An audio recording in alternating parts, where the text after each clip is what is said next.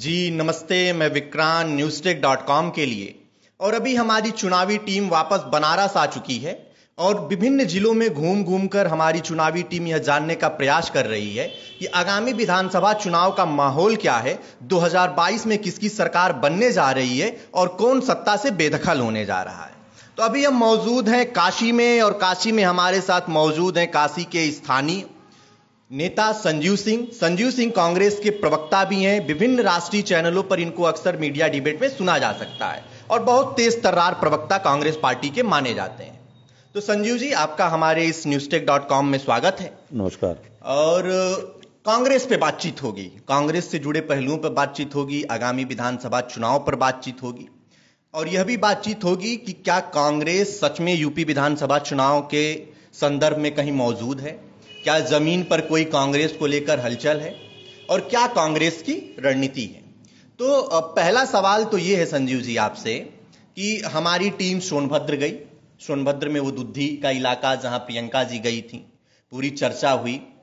हम मिर्जापुर गए, बनारस गए, भदोही गए, अयोध्या, सुल्तानपुर, अमेठी, सब जगह गए और हमें कांग्रेस बहुत चर्चा में नहीं दिखाई पड़ रही है। लोग सपा बनाम भाजपा पे लड़ने को तैयार हैं लेकिन कांग्रेस पर लड़ने को तैयार नहीं है। सच में कांग्रेस विधानसभा चुनाव में मौजूद है, लड़ाई लड़ रही है?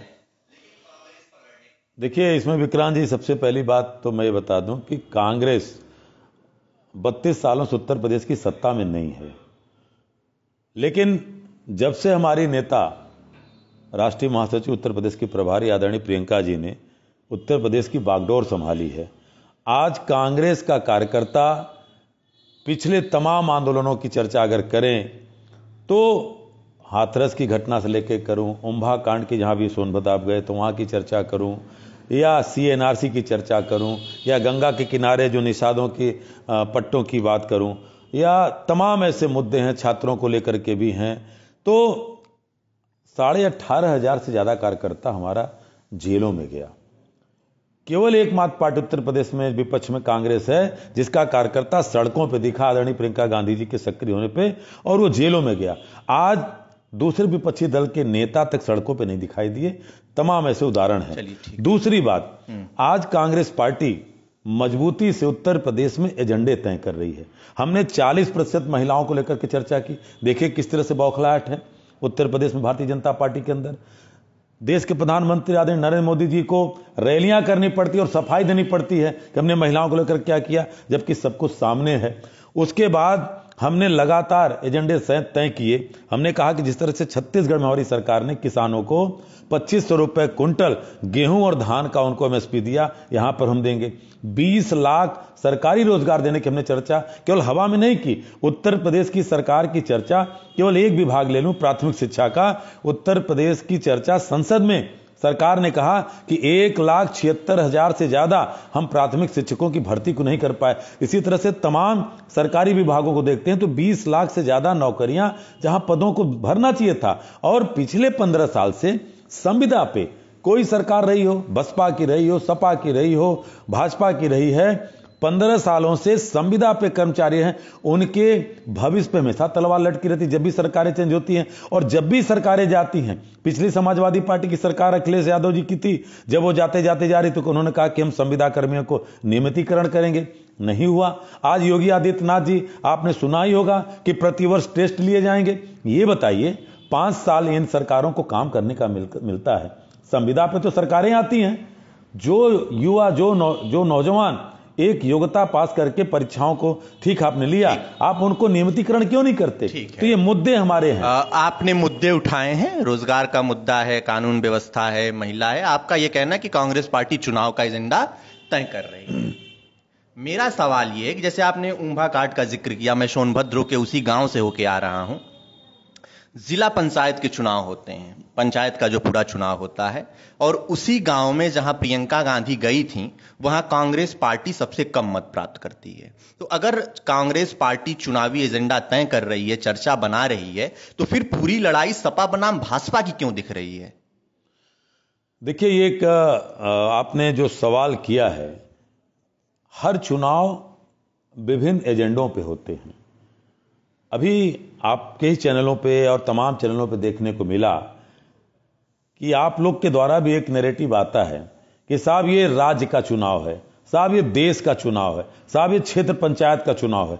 तो विभिन्न चुनाव अपने अपने एजेंडे पे आते हैं। निश्चित है कि कांग्रेस पार्टी अगर उस क्षेत्र में वोट कम पाई, मैं इसको इनकार नहीं करता हूं, तो किन्हीं क्षेत्रों में कांग्रेस पार्टी के उम्मीदवार जीते भी हैं, वहां उनके मुद्दे अलग थे। निश्चित है कि उन मुद्दों पे हमारा प्रत्याशी शायद उस चीज को नहीं उठा पाया होगा। रह गई बात, आपने कहा कि समाजवादी पार्टी या सुभाषपा या जो क्षेत्रीय दलों की बात करना, लड़ाई भाजपा बनाम सपा होती दिख रही है पूरे चुनाव में। नहीं, ये क्यों नहीं, ये तो देखिए एक ट्रेंड चलाया जा रहा है, ये ट्रेंड चलाया जा रहा है। एक ट्रेंड ये भी कहा जा रहा है, इसी पे सवाल में जोड़ देता हूं। प्रधानमंत्री भी अपने भाषण में स्पष्ट कहते हैं लाल टोपी, ठीक है, वो गांधी परिवार का जिक्र नहीं कर रहे हैं, कांग्रेस का जिक्र नहीं कर रहे हैं, बहन जी का जिक्र नहीं कर रहे हैं। आखिर पूरी रणनीति क्या हो गई कि क्यों चुनाव सपा बनाम भाजपा करना है? देखिए, प्रधानमंत्री जी की अपनी एक मजबूरी है। प्रधानमंत्री जी, आपको बंगाल का चुनाव याद होगा जी। बंगाल के चुनाव में उनके शुरुआती भाषण क्या थे, तमाम राज्यों में जहां प्रधानमंत्री जी जाते हैं। और सबसे बड़ी बात यह है कि मैं तो आपके चैनल पे कहना चाहता हूं कि प्रधानमंत्री जी ने 7.5 साल में पूरे देश का कायाकल्प कर दिया। उत्तर प्रदेश में तो डबल नहीं, मैं तो कहूंगा कि उस महान शख्स का नाम नहीं लूंगा, हमारे देश के महामहिम हैं, ट्रिपल इंजन की सरकार चल रही है इसी उत्तर प्रदेश की। तो मुझे ये कहने में गुरेज नहीं है कि प्रधानमंत्री जी ने इतना विकास कर दिया हर क्षेत्र में, तो प्रधानमंत्री जी को या उनके गृह मंत्री तक को एक नगर निकाय के चुनाव में जाने की आवश्यकता है। बल्कि प्रधानमंत्री जी के विकासोन्मुख कार्यों को गिना करके उत्तर प्रदेश के नेता हैं, जो मुझे लगता है कि सेकेंड लीड के नेता हैं उनके केंद्रीय संगठन के हिसाब से, उनको वोट मांगना चाहिए। प्रधानमंत्री जी पंजाब भी जाकर के वोट मांगेंगे, प्रधानमंत्री जी बंगाल भी जाकर वोट मांगेंगे। तो प्रधानमंत्री जी के नाम पे अगर वोट मांगना तो ये भाजपा की मजबूरी है। और कांग्रेस, अगर देखिए, अगर कांग्रेस की सरकार, डॉक्टर मनमोहन सिंह ने किन राज्यों में जाकर वोट मांगा था? हम भी 10 साल सत्ता में थे, हमने तो अपनी योजनाओं पे वोट मांगा। और इसी उत्तर प्रदेश में संपूर्णानंद जी हुआ करते थे, उदाहरण के तौर पे कह रहा हूं, उत्तर प्रदेश के मुख्यमंत्री हुआ करते थे, कांग्रेस के नेता हुआ करते थे। उन्होंने बहुत स्पष्ट रूप से कहा, जब लोग बनारस से चुनाव लड़ते थे तो वो कहते थे कि मैं 4.5 साल 5 साल काम करके आया हूं, जनता हमारा कॉपी चेक करेगी, मैं वोट मांगने नहीं जाऊंगा, अगर मैंने काम किया तो जनता मुझे वोट देगी और जनता उनको। तो इस अगर माननीय प्रधानमंत्री जी इतने ज्यादा उनको तमाम रूप से देखा जाता है कि साहब उनके टक्कर का कोई नेता, जैसे आपके मीडिया के लोग परोसते हैं, उनसे मुकाबले में कौन है, तो हम भी कहते हैं कि प्रधानमंत्री जी क्यों इतनी चिंता कर रहे हैं, एक बार बैठ के देखें, अपने संगठन के लोगों को भेज के देखें उत्तर प्रदेश में। ठीक बात है। यहीं पे 2 सवाल। पहला सवाल कि क्या प्रधानमंत्री श्री नरेंद्र मोदी को लगता है कि सपा बनाम भाजपा का चुनाव आसान हो जाएगा उत्तर प्रदेश में? पहला सवाल। दूसरा सवाल यहीं से लेते हैं कि क्या प्रधानमंत्री को यह बात समझ में आ गई है कि योगी आदित्यनाथ एक चेहरे के रूप में बहुत सफल नहीं हो पाएंगे, इसलिए मेरे चेहरे पे चुनाव लड़ा जाना चाहिए, ताकि जनता को कहीं ना कहीं जो एक पिछड़ों की नाराजगी बताई जा रही है उसको भी साधा जा सके। जो योगी आदित्यनाथ की कुछ फेल्योर हैं या जो उनके खिलाफ कह सकते हैं कि सत्ता के विरोध में जो एक लहर बताई जा रही है, इन सारी चीजों को कम करने का अवसर मिलेगा। दोनों सवालों के जवाब। क्या सपा बनाम भाजपा आसान मुकाबला है प्रधानमंत्री के हिसाब से? और क्या योगी आदित्यनाथ इतने प्रबल चेहरे नहीं है कि प्रधानमंत्री को खुद हर चौथे दिन यूपी आना पड़ रहा है? देखिए, इसमें मुझे लगता है कि 2017 में आपको जाना पड़ेगा। हम यहां पे स्पष्ट रूप से आपको बता दें कि जब समाजवादी पार्टी की सरकार थी तो इसी दल पार्टी के नेता चेहरे गिना करते थे, कहते साहब 4.5 मुख्यमंत्री की सरकार चल रही है। बहरहाल समाजवादी पार्टी की सरकार में जो हुआ आप सबने देखा। उत्तर प्रदेश का चुनाव शुरू हुआ, नरेंद्र मोदी जी पिछड़े के रूप में खुद एक चेहरा बनकर के आए थे और इसी उत्तर प्रदेश में केशव प्रसाद मौर्य जी के नाम पे वोट मांगा गया, पिछड़ों का वोट मांगा गया। सत्ता आते आते आपने देखा कि केशव प्रसाद मौर्य जी की एक लगन थी, मेहनत थी कि तमाम दलों के ऐसे पिछड़े नेताओं को उन्होंने बटोरा। और जब उत्तर प्रदेश में बहुमत भारतीय जनता पार्टी को मिलती है तो केशव प्रसाद मौर्य के साथ पिछड़े पिछड़ गए। मनोज सिन्हा जी का नाम आ गया, रेल मंत्री हुआ करते थे। उसके बाद योगी आदित्यनाथ जी का नाम आ गया, जो गोरखपुर से सांसद हुआ करते थे। विरोध यहीं से शुरू होता है। जब योगी आदित्यनाथ जी के नाम पे मोहर लग जाती है तो उसके बाद जिस तरह की भारतीय जनता पार्टी की राजनीति चली, उन्हीं के अंदर खाने में आपने देखा केशव प्रसाद मौर्य एक बड़ा धड़ा लेकर के विरोध करते हैं। भाजपा कहती है कि योगी की कोई जाति नहीं होती है, योगी की कोई जाति नहीं होती है। नहीं, योगी जी की जात क्यों नहीं है? योगी जी की जात इसलिए मैं कहना चाहता हूं कि देखिए, भगवा ओढ़े वस्त्र जो व्यक्ति है, सबसे बड़ी बात कहना चाहता हूं कि उसको सांसारिक मोह माया से अलग होना पड़ता है, भौतिक सुख से अलग होना पड़ता है। योगी आदित्यनाथ जी के ऊपर ये कतई शोभा नहीं देता। आज जिस तरह से वो भौतिक सुखों के बीच में रहते हैं, योगी आदित्यनाथ जी के ऊपर तमाम ऐसे साधु संत रहे जो सत्ता से परहेज करते रहे। हम देवरहवा बाबा का नाम लेते हैं, हमारी पूर्व प्रधानमंत्री श्रीमती इंदिरा गांधी जी उनकी शिष्य हुआ करती थी, लेकिन क्या देवरहवा बाबा ने कभी कांग्रेस का प्रचार किया? ऐसे संत हुआ करते थे। तो आज मुझे लगता है कि संतों की उस श्रेणी में योगी आदित्यनाथ जी को श्रेणी में नहीं रखते हैं, नहीं रखना चाहते। वो टोटली जातिवाद की राजनीति करते हैं। उत्तर प्रदेश के नामचीन माफियाओं की चर्चा लगातार हो रही है कि साहब माफिया नहीं दिखते, अपराधी नहीं दिखते। मैं गोरखपुर से शुरू करूं और सुल्तानपुर तक चला जाऊंगा। हर जनपद में सजातीय अपराधियों को योगी आदित्यनाथ जी ने एमएलए बनाया, सजातीय अपराधियों को बचाने के आरोप पे भारतीय जनता पार्टी के स्थानीय कार्यकर्ता जिक्र करते हैं कि मुन्ना बजरंगी भी तो मारे गए, तो कैसे योगी आदित्यनाथ सजाती हो गए? देखिए, अगर आपने नाम लिया है बागपत जेल की, मुझे लगता है आपको फॉरेंसिक रिपोर्ट को पढ़ लेना चाहिए। बहुत अच्छा सवाल आपने किया जी, गोली और बंदूक में अंतर। बिल्कुल, आज तक उस फॉरेंसिक रिपोर्ट से ये सत्य निकला, ये कहीं चर्चा नहीं। तो हम आपके चैनल को धन्यवाद देते हैं कि जो बुलेट चली थी, रिपोर्ट ने कहा कि उस असलहे से, उस पिस्टल से चली नहीं। यानी जेल में भी व्यक्ति सुरक्षित नहीं है। होटल सवाल कानून व्यवस्था, होटल से निकाल करके मार दिया जा रहा है। अभी रिपोर्ट आई है गोरखपुर की पुलिस जिम्मेदार थी, 6 लोग आरोपी। अब बताइए कैसे विश्वास किया जाए? विवेक तिवारी को सड़क पे मार दिया जाता है। अल्ताफ को बताइए, उस जिले का एसपी कहता है कि साहब 1 फीट के नल से फांसी लगा के मर गया। तो ये जो पुलिस के अंडर कस्टडी में जो हत्याएं हो रही है, मैं हत्या कह रहा हूं, आज उत्तर प्रदेश में सबसे ज्यादा हो रही है। एनसीआरबी और मानव तमाम आंकड़े। अब इसके बावजूद भी, और हमारी बात छोड़ दीजिए, हाईकोर्ट इलाहाबाद उत्तर प्रदेश ने कहा कि 117 एनएसए के मामले थे, 97 मामले फर्जी पाए गए। विक्रांत जी, ये कहा हाईकोर्ट ने कि राजनीति से प्रेरित फर्जी मुकदमे दर्ज किए योगी आदित्यनाथ की सरकार। योगी आदित्यनाथ को इन सारी चीजों के लिए एक सख्त मुख्यमंत्री कहते हैं उनके कार्यकर्ता। सख्त मुख्यमंत्री किस लिए? मतलब वो बहुत बड़े आरोपियों के खिलाफ तुरंत एनएसए लगा देते हैं, संपत्ति कुर्क कर लेते हैं, बुलडोजर की सरकार बना दिया गया है। बहुत अच्छा सवाल आपने किया। आज उत्तर प्रदेश का सबसे बड़ा अपराधी कौन है? पूरी दुनिया में चर्चा है। इस देश का दुर्भाग्य है गृह राज्य मंत्री, जिसका नाम अजय मिश्र टेनी है।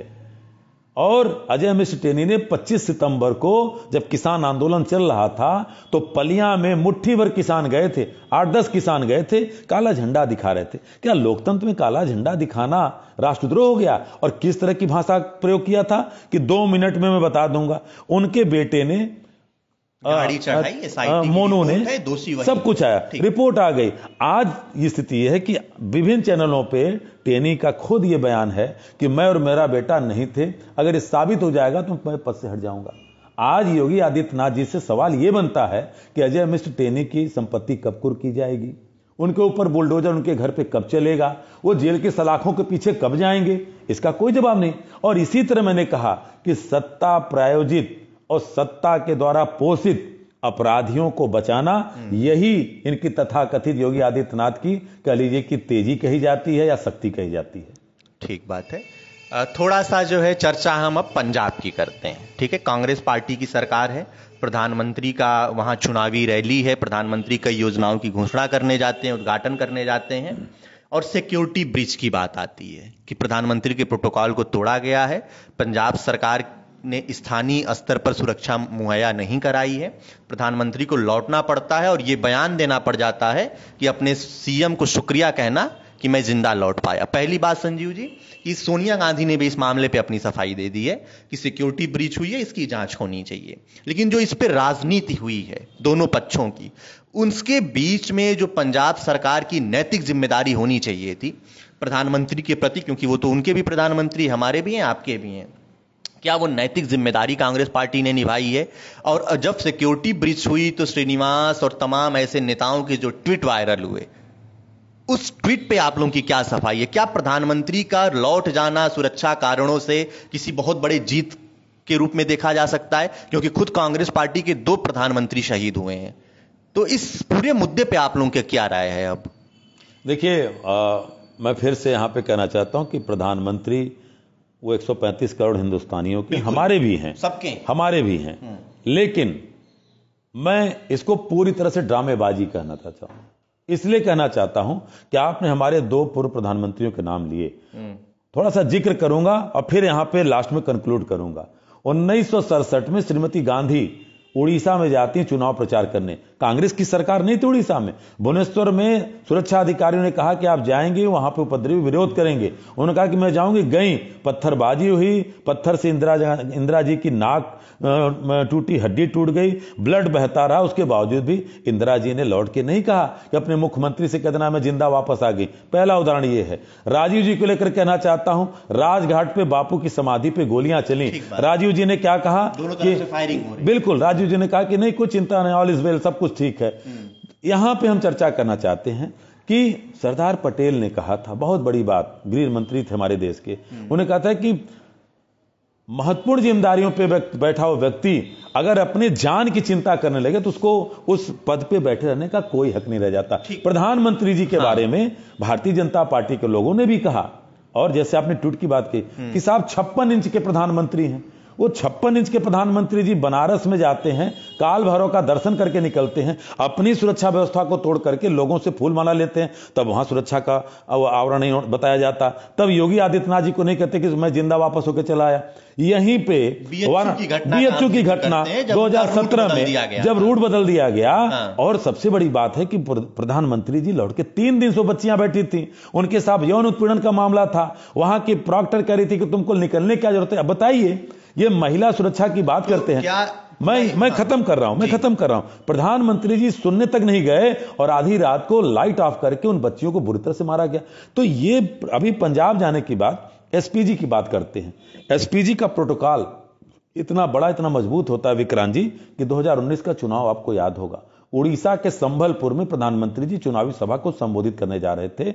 चुनाव पर्यवेक्षक आईएएस अधिकारी मोहम्मद मुझे ना मोहसिन नाम है, मोहम्मद मोहसिन, 20 मिनट के लिए 20 मिनट के उनका बैग चेक किया, सस्पेंड कर दिया। तो मैं सवाल पूछना चाहता हूं कि एसपीजी ने जो लगातार हेलीकॉप्टर से जाने का प्रोग्राम था, 140 किलोमीटर 110 किलोमीटर की दूरी तय कैसे की, कैसे उनको राज्य पुलिस का कैसे उनको समर्थन नहीं मिला? ये जांच का विषय है। पंजाब की सरकार ने भी जांच बैठाया। और सबसे बड़ी गलत बात है कि आज प्रधानमंत्री जी को शोभा नहीं देता कि पंजाब का चुनाव साधने के लिए पूरे पंजाब को, 3 करोड़ पंजाबी को, पंजाबियत को उन्होंने उसको धता बता दिया। ये पंजाब के लोग, मुझे लगता है कि भारतीय जनता पार्टी के लोगों ने, मैं आरोप के साथ कहता हूं कि जितना तिरंगा फहराया नहीं होगा उतना ज्यादा पंजाब के लोगों ने तिरंगे में लपट करके अपने बेटों के लाशें देखी हैं इस देश की आजादी के लिए, देश के स्वतंत्र, देश के सुरक्षा के लिए। ठीक बात है। 2 सवाल यहीं से निकलते हैं। आपने कहा कि प्रधानमंत्री की अपनी ड्रामेबाजी है, क्या राजनीतिक लाभ लेने के लिए ऐसा बयान दिया गया? पहला सवाल। दूसरा सवाल कि अगर प्रधानमंत्री कह रहे हैं कि उनकी सुरक्षा में चूक हुई है, उनको खतरा था, तमाम ऐसे अब मीडिया रिपोर्ट भी निकल के आ रहे हैं कि पंजाब का वो इलाका पाकिस्तान बॉर्डर से सटा हुआ है, प्रधानमंत्री एक संवेदनशील व्यक्ति हैं, तमाम ऐसे। अगर प्रधानमंत्री का ये कहना कि सुरक्षा में चूक हुई है, क्योंकि एसपीजी एक्ट इसीलिए बनाया गया था कि प्रधानमंत्री को विशेष सुरक्षा मिले, अगर ये ड्रामेबाजी है तो फिर कांग्रेस का ये बार बार कहना कि हमने शहादत दी है, इसको राजनीतिक रूप से आप कैसे देखते हैं? दूसरी बात यहीं पे निकल के आती है कि क्या चुनाव को सिख बनाम हिंदू बनाया जा रहा है पंजाब में? देखिए, बहुत महत्वपूर्ण बात आपने कही है। प्रधानमंत्री जी ने जिस तरह के वक्तव्य का प्रयोग किया, एक प्रधानमंत्री के, इस लोकतांत्रिक देश के प्रधानमंत्री के ऊपर यह शोभा नहीं देता। इसलिए नहीं कि राज्य संप्रभु है हमारा। आपने सिख बनाम हिंदू की बात कही। इंदिरा जी के ऊपर जब हमला हुआ था, उसके पहले इंटेलिजेंस की रिपोर्ट आ गई थी कि आपके सुरक्षा कर्मियों के द्वारा ही आपके ऊपर हत्या हो सकती है, और कहा सिख सुरक्षा कर्मी थे। इंदिरा जी ने जानते क्या कहा था? 27 अक्टूबर 1984 को कहा था कि अगर मैं अपने सुरक्षा में लगे हुए अगर सिख धर्म के लोगों को हटा दूंगी तो देश में क्या मैसेज जाएगा कि एक धर्मनिरपेक्ष राष्ट्र के प्रधानमंत्री ने एक धर्म विशेष के लोगों के ऊपर शक जाहिर करके अपनी सुरक्षा से हटा दिया। ये इंदिरा जी ने नहीं कहा। और तभी इंदिरा जी उसके बाद भुवनेश्वर जाती हैं और कहती हैं कि कल मेरी मृत्यु हो जाए तो मेरे खून का एक एक जो भी कतरा इस देश की मजबूती के लिए काम करेगा, एक वो प्रधानमंत्री थी। यहां पे नरेंद्र मोदी जी इस तरह की भाषा का जब प्रयोग करते हैं तो मुझे सवाल ये पूछना पड़ता है कि जिस सभा में उनको जाना था, उस सभा में पता चला था कि साहब 70,000 कुर्सियां रखी गई थी, 700 लोग नहीं आए। और आपने देखा कि तमाम विजुअल्स आए, भारतीय जनता पार्टी का झंडा लहराते हुए कार्यकर्ता मोदी मोदी कर रहा है। क्या उनसे उसको खतरा था क्या? ये बताएं प्रधानमंत्री जी। और लास्ट बात कह रहा हूं, आज इस सुरक्षा की कमियों गिना रहे हैं, आज एसपीजी की कोई जिम्मेदारी नहीं बनती, आईबी की नहीं, जांच सबकी हो, आईबी पे भी रिपोर्ट आए, एसपीजी, गृह मंत्रालय, पंजाब पुलिस, तो सबके हिस्से की जांच होनी चाहिए, तो बराबर की चर्चा होनी चाहिए ना। मेरा सवाल ये कि फिर हम प्रधानमंत्री के उस पूरे सुरक्षा चूक के मामले का मजाक क्यों उड़ा रहे हैं? कांग्रेस पार्टी के लोगों पे ये सवाल है। जैसे श्रीनिवासन का वो ट्वीट आया, श्रीनिवासन को बहुत सी सफाई देनी पड़ रही है। देखिए, सुरजेवाला ने भी कहा कि वो बयान ठीक नहीं था, प्रधानमंत्री की सुरक्षा में चूक हुई है, इसको स्वीकारते हैं। मुझे एक चीज विक्रांत जी, मुझे लगता है कि प्रधानमंत्री जी जिस तरह से अपनी सहजता को दिखाने का काम करते हैं, वाराणसी के दौरे पे कर देंगे, दिल्ली में जब वो पंजाब में भी दिखानी चाहिए थी, स्वच्छता मिशन था, जब जाम में फंस जाते हैं तो कहा जाता साहब देखिए कितने लगता है कि प्रधानमंत्री जी को वो बहुत लोग नहीं थे, 12 करोड़ की साहब गाड़ी से चल रहे हैं, वो 5-5 गाड़ियां बदल चुके।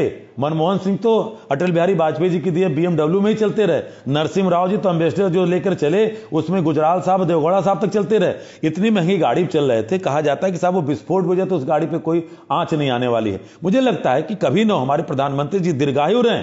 प्रधानमंत्री जी को पूरे देश के लोग चाहते हैं, उन्हीं किसानों के बीच में प्रधानमंत्री जी चले गए होते और मिल लिए होते, क्या जाता। सभा, आप लोग कहते हैं कि सभा में भीड़ नहीं थी इसलिए प्रधानमंत्री और भारतीय जनता पार्टी ने ये पूरा रचा और लौट गए। सभा में जाने देते ना उनको, 700 लोग थे, 7,000 लोग थे, सभा को संबोधित करते, फिर मीडिया विजुअल्स आते, आप लोग कहते थे कि पंजाब में जो है देखिए पूरी तरीके से माहौल जो है भाजपा के खिलाफ है कि कोई नहीं आना चाहता है, फिर रोका क्यों गया उनको पुल पे? अच्छी बात कही आपने, रोकने की बात किसने कही? किसने कही? प्रधानमंत्री जी ने कहा, सामने जो है किससे कहा? प्रधानमंत्री जी ने निकलते समय उन्होंने कहा। प्रधानमंत्री ने किससे कहा? वो एयरपोर्ट के जो है कुछ अधिकारियों से कहा। एग्जैक्टली, प्रधानमंत्री थे, घटना स्थल पे प्रधानमंत्री जी कहते कि मुझे जाना है। मैंने जब पूर्व प्रधानमंत्रियों का नाम लिया, इंदिरा जी उड़ीसा गई ना, गई, सुरक्षा कर्मियों ने कहा कि मत जाइए मैडम, वहां खतरा है, फिर भी वो प्रधानमंत्री थी ना। मैं 56 इंच वाला नहीं कहता हूं, लेकिन उनके कृत्य क्या बताते हैं कि श्रीमती गांधी गई, पत्थर चला, पत्थर लगा, और उसके बाद इतना ही नहीं ब्रिकान जी, भुवनेश्वर के बाद वो फिर नाक पे पट्टी लगाए हुए वो कोलकाता गई और कोलकाता की रैली में कहा कि देखिए मेरे नाक पे जो मैं बैटमैन लग रही हूं।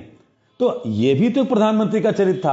प्रधानमंत्री जी एयरपोर्ट पे आके कहते, अरे आप प्रधानमंत्री थे, आप वहीं कहते कि जो दुखी किसान है, विरोध कर रहे हैं, वो मैं उनको सुनना चाहता हूं और मुझे रैली तक जाने दें। वहां कहते तो बात समझ में आती कि साहब वहां पे उन्होंने कहा और प्रधानमंत्री जी प्रधानमंत्री जी एयरपोर्ट पे जा करके, और आप ही करेगा अधिकारी से कहते हैं कि कह देना मुख्यमंत्री से मैं जिंदा वापस है।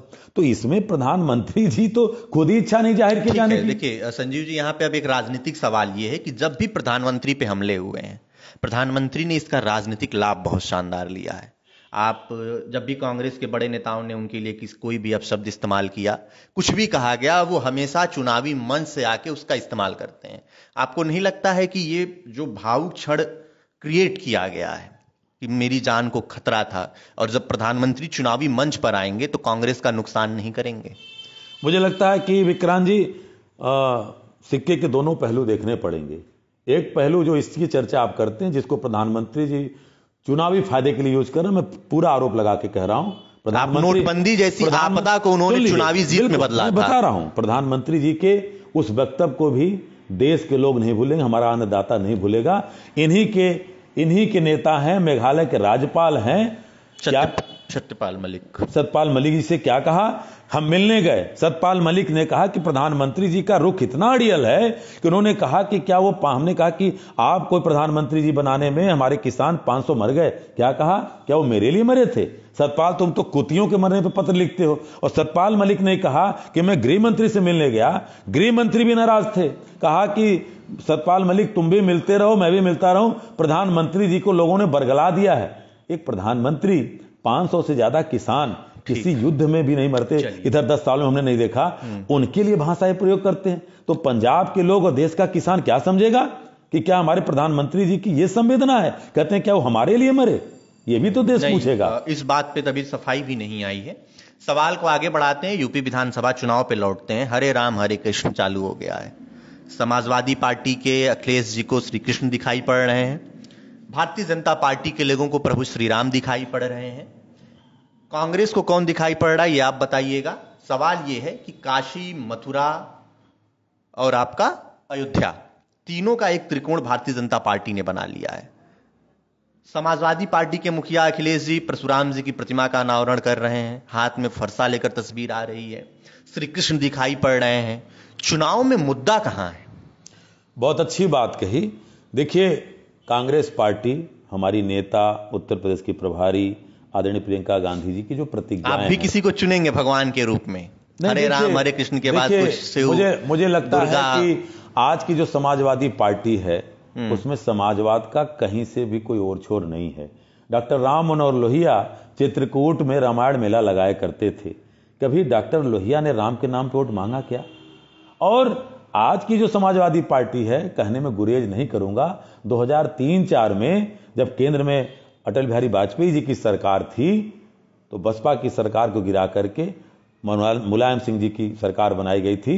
और जब पिछली सरकार 2019 में लोकसभा में नरेंद्र मोदी की समाप्त हो रही थी तो संसद में मुलायम सिंह जी का बयान है कि मैं आपको शुभकामना देता हूं, हमारे में तो दम नहीं है, ये मुलायम सिंह जी कह रहे हैं, और शुभकामना देता हूं कि सारे लोग आपके जीत करके आवे और आप ही प्रधानमंत्री बने। मैं स्पष्ट रूप से आपके कैमरे पर कह रहा हूं कि समाजवादी पार्टी अखिलेश यादव जी के पैंट के भीतर आरएसएस का हाफ पैंट है, संघ के साथ शामिल हैं। क्यों इस तरह के वक्तव्य दिए जाते हैं? जब कॉरिडोर की बात आती थी इनके लोग विरोध कर रहे थे, आज कॉरिडोर कहते हैं हमारा सपना था। हमारा कहना है कि धरोहरों को सुरक्षित रखा जाता है, उनका संचयन किया जाता है, धरोहरों का विकास नहीं होता। अखिलेश भाजपा के लिए चुनाव आसान कर रहे हैं? स्पष्ट दिखाई दे रहा है। जिस तरह से कह रहे हैं हमारे सपने में कृष्ण आते हैं, क्या अखिलेश जी को सपने में सीए एनआरसी में उनके संसदीय क्षेत्र में जो महिला मर गई वो भी सपने में कभी आई थी? क्या अखिलेश जी को जो किसान लगातार संघर्ष कर रहा था उन किसानों के लिए भी कभी किसान भी सपने में आए? क्या अखिलेश जी को जब कॉरिडोर के नाम पे वाराणसी के 15,000 परिवारों को निकाला जा रहा था क्या वो भी सपने में आए? क्या अखिलेश जी को जब हाथरस की उस बेटी का गले की हड्डी तोड़ दी जाती, जुबान काट दी जाती है, आधी रात को मट्टी का तेल छिड़का जाता है हमारी नेता प्रियंका गांधी के, क्या अखिलेश जी को वो भी सपना याद आया था? तो मुझे लगता है कि आज केवल एक नैरेटिव सेट करके आ रहे हैं अखिलेश। मैं पूछता हूं कहां थे अखिलेश इन तमाम मुद्दाओं पे? तो ये चर्चा उत्तर प्रदेश की जनता को तय करना है। और मैं बिल्कुल दावे के साथ कहता हूं कि ये चुनाव बहुत डिफरेंट होने जा रहा है। तमाम आंकड़े फेल होंगे क्योंकि जनता बहुत बुरी तरह से 300 से ज्यादा सीट देना विक्रांत जी मजाक की बात नहीं है। लंबे अरसे के बाद इतना प्रचंड बहुमत जो भारतीय जनता पार्टी को मिला था आज हर मुद्दे पे फेल है। 70 लाख रोजगार दे रहे थे, आज रोजगार क्या है कि तमाम परीक्षाओं के प्रश्न पत्र लीक होते हैं। ये लीकेज वाली सरकार है। और माध्यमिक शिक्षा बोर्ड में बता दूं 4.5 साल में एक फॉर्म भरा है, परीक्षाएं हुई, एक भी नियुक्ति नहीं दे पाए। योगी आदित्यनाथ की सरकार है। दूसरी तरफ हम किसानों की बात करें, 14,000 करोड़ रुपया गन्ना किसानों का बकाया है। नरेंद्र मोदी जी का बयान 2017 में निकाल लीजिएगा, उन्होंने कहा था कि 14 दिन में भाजपा की सरकार बनेगी तो आपको मुआवजा दिलाऊंगा, नहीं दिला पाऊंगा तो बैंक इंटरेस्ट के साथ दिलाऊंगा। आज वो किसान अपना मुआवजा, अब अपना पैसा मांग रहा, वो नहीं मिल पाया। बुनकरों की हालत क्या है कि खून बेच करके बुनकर आज अपना काम कर रहा है क्योंकि जीएसटी से इतना महंगा कर दिया है कि उसका कच्चा मटेरियल महंगा पड़ रहा है और सूरत का कपड़ा बना हुआ सस्ता पड़ा। ये बनारस के बुनकरों के वन डिस्ट्रिक्ट वन प्रोडक्ट की बात की थी। बनारस का साड़ी उद्योग आज खत्म है, भदोही का कालीन उद्योग खत्म है, मिर्जापुर का जो वहां पे तांबा उद्योग था, पीतल उद्योग था, वो खत्म है। हम सारी स्टोरी करके आ रहे हैं, बात सही। आप बताइए ना, तो किस मुद्दे पर वोट मांग रहे हैं? तो आज भारतीय जनता पार्टी के पास केवल सांप्रदायिक मुद्दा है, मंदिर का। और एक चीज कहना चाहता हूं, भगवान राम के नाम पे वोट मांगने वाले जो लोग ताबूत चोरी में पैसा खाए हैं, 2018 का मैं भाजपा के लोगों से कह रहा हूं, 2018 में यही भारतीय जनता पार्टी संसद में अध्यादेश लाने जा रही थी। मंदिर मुद्दे पे नहीं लाई क्योंकि इनकी हालत खराब थी। और इसलिए अगर शायद पुलवामा न हुआ था तो शायद नरेंद्र मोदी जी दोबारा नहीं आते, क्योंकि सैनिकों के नाम पर वोट मांगा। आज देश पूछना चाहता है कि 41 सीआरपीएफ के जवान मारे गए, 3.5 कुंटल आरडीएक्स कहां से आया था? इस देश के प्रधानमंत्री की भतीजी का बटुआ दिल्ली में 6 महीने पहले गायब हुआ, 6 घंटे में मिल जाता दिल्ली पुलिस द्वारा। 3.5 कुंटल आरडीएक्स कहां से नहीं मालूम। और इसलिए प्रधानमंत्री जी ने उस समय कहा कि हम सुप्रीम कोर्ट का इंतजार करेंगे। सुप्रीम कोर्ट का इंतजार तो कांग्रेस सहित पूरे विपक्षी दल भी कर रहे थे। फैसला आया, सुप्रीम कोर्ट ने कहा कि मंदिर ट्रस्ट बना लो, और मंदिर भी बनाओ मस्जिद भी बनाओ। मस्जिद वाले नहीं मस्जिद बना रहे, वो जाने। मंदिर वाले जो मंदिर बना रहे हैं, मंदिर ट्रस्ट का अध्यक्ष किसको बनाया? यथो नामो तथो गुण, जैसा नाम वैसा चरित्र रहा। चंपत राय का पता कर लीजिएगा, किसी ने गौशाला के नाम पे जमीन दी थी, वो परिवार, उसके परिवार के लोग केन्या चले गए, उसकी जमीन हड़प करके वहां पे उन्होंने पता विद्यालय बना दिया।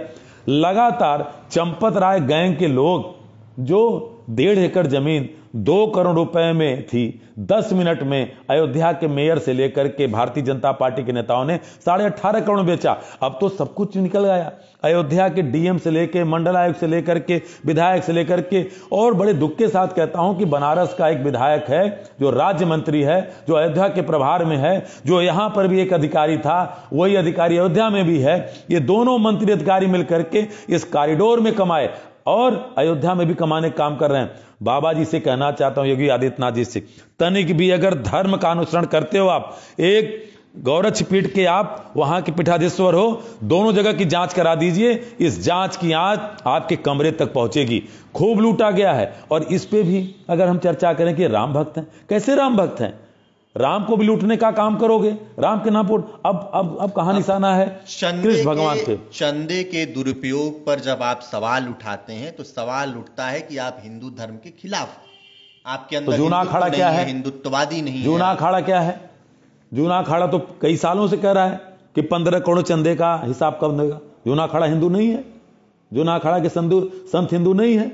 ये लोग जो एक नैरेटिव सेट करते हैं कि हम इनकी भाषा में न आए तो हम हिंदू नहीं हैं, हम इनके साथ खड़े नहीं हो तो हम देशद्रोही, हम देश के साथ नहीं हैं। राहुल का हिंदू बनाम हिंदुत्व वाली बहस क्या है? क्यों ये मतलब चुनाव से पहले अचानक से हिंदू बनाम हिंदुत्व? देखिए, राहुल जी की जो बात है, मुझे लगता है कि भक्त छाप भाजपाइयों को समझ में नहीं आएगी। और हिंदुत्व वाली बात बहुत पहले नहीं, मुझे लगता है लेके चलना पड़ेगा। सावरकर ने अपनी बात क्या कही थी कि हिंदुत्व कहा था कि Hindutva is our political agenda.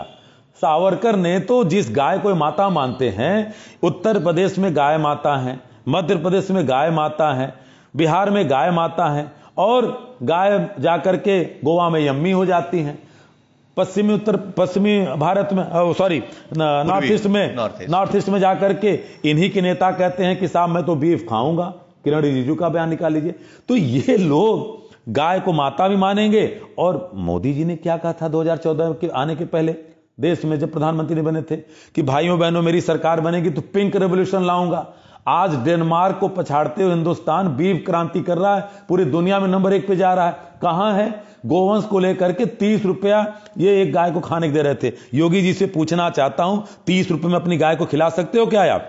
आज इसका सच ये है कि उत्तर प्रदेश में, हमारी बात छोड़ दीजिए, अभी घटना आई थी कि गौवंश की हत्याएं हो रही हैं। 700 करोड़ रुपए पिछले साल ही आया था, इलाहाबाद से लेकर के, चित्रकूट से लेकर के, अयोध्या से लेकर के, हरिद्वार से लेकर के, हरिद्वार माली उत्तराखंड में पड़ता है। इन तमाम राज्यों, तमाम जिलों में जहां पे गोवंश को संरक्षण हो रहा था, वहां गाय मर रही थी बिना खाए। 700 करोड़ रुपए का गोवंश का घोटाला किया सरकार ने, इस पे कोई जवाब नहीं। तो मुझे लगता है कि राहुल जी के हिंदू पे सवाल करने का इनको हक नहीं रह जाता। क्या हिंदू को 2 हिस्सों में बांटने की कोशिश कांग्रेस कर रही है? देखिए, हिंदू लिबरल बनाम हार्ड। देखिए, हिंदू एक सख्त हिंदू, एक लिबरल हिंदू। हिंदू जो गांधी को मानता है, जो आचार्य नरेंद्र को मानता है, जो डॉक्टर राम मनोहर लोहिया को मानता है, जो जयप्रकाश नारायण को मानता है, जो बाबा साहब भीमराव अंबेडकर को मानता है, मैं फिर कह रहा हूं कोट करके, जो कबीर को मानता है, जो तुलसी को मानता है, जो जायसी को मानता है, वो जो सोच थी हिंदू की, वो हिंदू है। और जो सावरकर को मानता है, जो गोलवरकर को मानता है, जो श्यामा प्रसाद मुखर्जी को मानता है, और वो हिंदुत्ववादी जो हाँ, क्योंकि हिंदू के अंदर दया है, हिंदू के अंदर विनयशीलता है, हिंदू के अंदर कट्टरता नहीं है। जिस तरह से कट्टरता को फैला करके आप क्या बनाना चाहते हैं? इस हिंदू को क्या एक बेरोजगार नौजवान बैठा है, उसको आप अगर रोजगार मांगे तो उसको आप कहेंगे नहीं मंदिर बना दे, रोजगार मिल जाएगा। कोरोना की तीसरी लहर आ गई है, लोग बेडों। सवाल देखिए संजीव जी, सवाल ये कि कॉरिडोर बनने से या राम मंदिर बनने से अगर कोई विरोध नहीं है, पर्यटन का विकास होता कोई विरोध नहीं है विक्रांत जी, दिक्कत क्या है? विक्रांत जी विरोध नहीं है। मैं कह रहा हूं भारतीय जनता पार्टी हर जिले में मंदिर बनाए, हम स्वागत करते हैं, लेकिन धरोहरों का संरक्षण होता है, धरोहरों का विध्वंस नहीं होता। 1991 का सुप्रीम कोर्ट का जजमेंट है। अयोध्या मसले को छोड़ करके बाकी देश में जो भी विवादित पूजा स्थल हैं, हाँ, वो यथास्थित आप उनको सजाइए, संवारिए, हमारा विरोध नहीं है। मैं अयोध्या से आ रहा हूं, विश्व हिंदू परिषद के एक बहुत बड़े नेता का इंटरव्यू मैंने किया। मैंने उनसे आखिरी में सवाल किया कि काशी हो गया, अयोध्या हो गया, मथुरा पर क्या होगा? उन्होंने कहा मथुरा तो हमारा है, हमेशा रहेगा और लेके रहेंगे। आप कह रहे हैं कि सुप्रीम कोर्ट का निर्णय याद दिला रहे हैं। कांग्रेस पार्टी क्या मथुरा में अगर मंदिर बनेगा तो उसके खिलाफ दिखेगी? देखिए, आपने काशी कॉरिडोर की बात कही। काशी कॉरिडोर क्या किया? धरोहरों का विध्वंस किया। मंदिर को सजाने संवारने का धरोहर नहीं, लोग उसकी भव्यता देख रहे हैं। नहीं, भव्यता दिखाई जा रही है। वहीं पे लोग, बहुत से लोगों ने पूजा करना और जाना छोड़ दिया, क्योंकि बाबा विश्वनाथ की चौक खत्म कर दी गई। वहां पे जो विनायकों की मूर्तियां थी खत्म कर दी गई। मोदी जी वट वृक्ष की पूजा के लिए इलाहाबाद के किले को खुलवा देते हैं, कहते हैं कि सनातन धर्म के लोगों का वट वृक्ष की पूजा होनी चाहिए, और यहां वट वृक्ष गिरा दिया गया। केवल 3 जगह वट वृक्ष है, गया में है, इलाहाबाद में, बनारस में था, वट वृक्ष गिरा दिया गया। क्या आज बताइए वट वृक्ष की पूजा करने वाले दुखी हैं? मां गंगा, मुझे तो समझ में नहीं आता कि जो भगवान शिव के जटा में खुद ही अवतरित हुई, और जो भगवान शिव अजन्मे हैं, और हजारों वर्षों की जो काशी पुरानी है, जो प्राचीनतम नगरी है दुनिया की, उसको बाबा विश्वनाथ को नया रूप ये देंगे? बाबा विश्वनाथ के इशारे पे जीव तो जीव, कंकड़ उनको, उनकी सांस प्राण वायु चलती हैं, उनको ये तय करेंगे? इसी बनारस में कहा गया था ना कि बाबा को सांस लेने में दिक्कत होती है। समय सबका हिसाब करेगा, मेरा ये कहना है। प्रधानमंत्री ने खुद कहा कि सिर्फ एक सरकार, बाबा की सरकार, उन्होंने उनका खुद ये बयान। देखिए, फिर यही कहा। हाँ। प्रधानमंत्री जी 2019 में पुलवामा हो गया तो कहा कि फर्स्ट टाइम वोटर जवानों के नाम वोट दें। देश आज भी पूछता है कि 3.5 क्विंटल आरडीएक्स कहां आया। मैं फिर पूछता हूं प्रधानमंत्री जी से कि मां अगर वेंटिलेटर पे पड़ी थी तो इसी बनारस में वेंटिलेटर पे पड़ी मां के सीने को क्यों चीरा गया?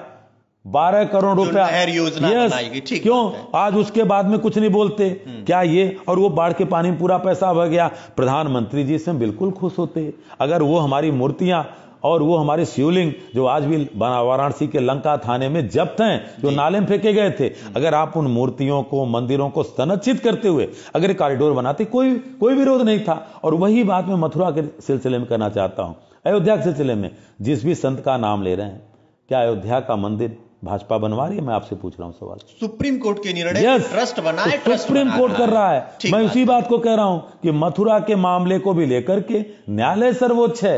भारतीय जनता पार्टी का नेता, कांग्रेस का नेता, प्रवक्ता या प्रधानमंत्री, मुख्यमंत्री सर्वोच्च नहीं है। इस देश की सर्वोच्च अदालत है। ये बढ़िया बयान है। एक आखिरी सवाल महिला स्पेस का है। चुनाव में हम घूम रहे हैं और ये बात हमें भी समझ में आने लगी है कि आगामी विधानसभा चुनाव में महिला स्पेस खाली है। मैं ये बात इसलिए कह रहा हूं कि अखिलेश के पास भी कुछ ऐसा नहीं है कि महिलाएं उनकी तरफ मतदान करें। भारतीय जनता पार्टी 2017 में चुनाव जीतती है, महिलाओं का मतदान पुरुष मतदान की तुलना में 3% ज्यादा रहता है। CSDS जैसे तमाम बड़े बड़े संस्थाओं के जो है आंतरिक सर्वे बताते हैं कि महिलाओं का रुझान भारतीय जनता पार्टी की तरफ था, जिससे वो बहुत मजबूत दिखाई पड़ी। इस बार भी महिलाओं का वह स्पेस खाली है। प्रधानमंत्री की कुछ योजनाएं महिलाओं तक पहुंची हैं, चाहे वो प्रधानमंत्री जनधन खातों में पैसा हो या फिर मुफ्त राशन योजना जो उनके घरों तक पहुंच रहा हो। कांग्रेस पार्टी 40% महिलाओं को टिकट देगी, महिलाओं के लिए अलग से अपना घोषणा पत्र लाती है, सब कुछ कर रही है। क्या पॉलिटिकल सवाल है पहला कि क्या महिलाओं का स्पेस चुनाव में खाली है, उसको कांग्रेस पार्टी टारगेट कर रही है। दूसरा सवाल कि क्या उन महिलाओं के स्पेस में महिलाओं का मत काटकर कांग्रेस पार्टी भारतीय जनता पार्टी का नुकसान करना चाहती है और समाजवादी पार्टी को इसका फायदा मिल सकता है? दोनों सवाल के जवाब। बिल्कुल, पिछली सरकार जब समाजवादी पार्टी की सरकार थी विक्रांत जी, तमाम ऐसी घटनाएं हुई थी कि उत्तर प्रदेश की महिलाओं के मन में गंभीर आशंका और डर व्याप्त था। उसको देखते हुए भारतीय जनता पार्टी को वोट दिया। भारतीय जनता पार्टी पे थोड़ा सा 2 मिनट लूंगा। क्या कहा था? एंटी रोमियो स्क्वाड बनाया था।